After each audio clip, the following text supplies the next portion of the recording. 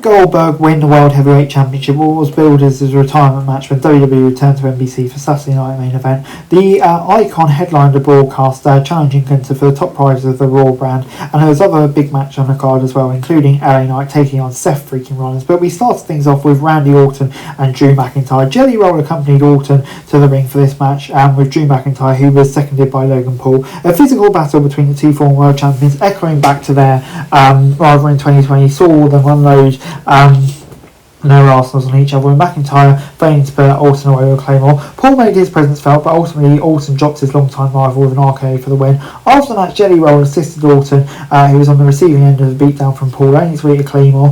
The Raw and SmackDown GMs, Adam Pearce and Nick Aldis, scolded McIntyre, while Orton checked on his friends to close out the segment. A fun little segment, and obviously building towards SummerSlam. 6 out of 10. Despite during the customary look at who's at ringside spots, we saw Jake Cargill, who out of nowhere, Naomi attacked in a brawling shoot. SmackDown GM Aldis returned to ringside and revealed the match between Evolution, but now have a special guest referee with Bianca Belair returning. And yeah, that's definitely going to be intriguing. I think adds an extra dimension to that match. So yeah, enjoyed that little bit. So yeah, good stuff. Moving on then to Solo Sikoa, who barely escaped Atlanta with the US Championship, overcoming a game Jimmy Uso and benefiting from interference from the massive Talo Tonga to successfully retain the title. Before that, everything Sikoa threw Uso had an answer for and repeatedly stunned him with a super kick. He even unloaded with a German suplex onto the ring apron in an attempt to put the champ away. Instead, Sikoa proved tough and resilient, continuing to push forward just enough to finally steal the win with a roll-up and some added leverage from Tonga. After the match, Sikoa, Tonga Loa and Jason Oto attacked Uso until Jacob Fatu made the ring, cleared the ring for a thunderous ovation. Yeah, this was great stuff. Really put Fatu over as a strong babyface, and having Sikoa as a heel makes sense. So yeah, with Jimmy tied in there nicely as well, I thought this was really good, and I'd be intrigued to see where Jay fits into, and possibly the Tribal Chief. So yeah, good stuff.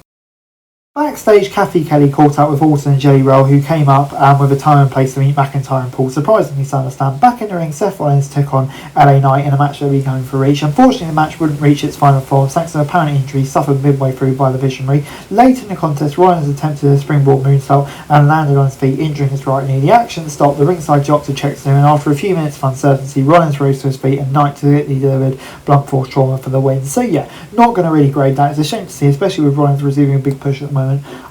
So yeah, just going to leave it at that. Before, in what was billed as his retirement match in front of his hometown friends and family, Goldberg challenged Gunther for the world title. The challenger overcome one Iron Spear that saw him explode through the timekeeper's vision, fought through deliberately injuring knee, and accidentally speared referee Charles Robinson out of his boots. Despite the obstacles, he was in the match late, capitalising on the distraction created by Gunther and involving his son Gage to deliver a jackhammer for a 2. His last gasp effort failed. Goldberg found himself trapped in the unprintable gasp with Gunther, who put him down with a trademark Zebra. With Goldberg unable to answer, the match was called off and Gunther retired. The show abruptly came to the end there, which was a bit of a shame for Goldberg, but still a bit of a messy way for him to bow out, but it's still nice to pay tribute for a legend. Obviously, they've uploaded the full speech on YouTube. So yeah, I'm going to give it a 5 out of 10. But not much more to say other than thank you, Goldberg.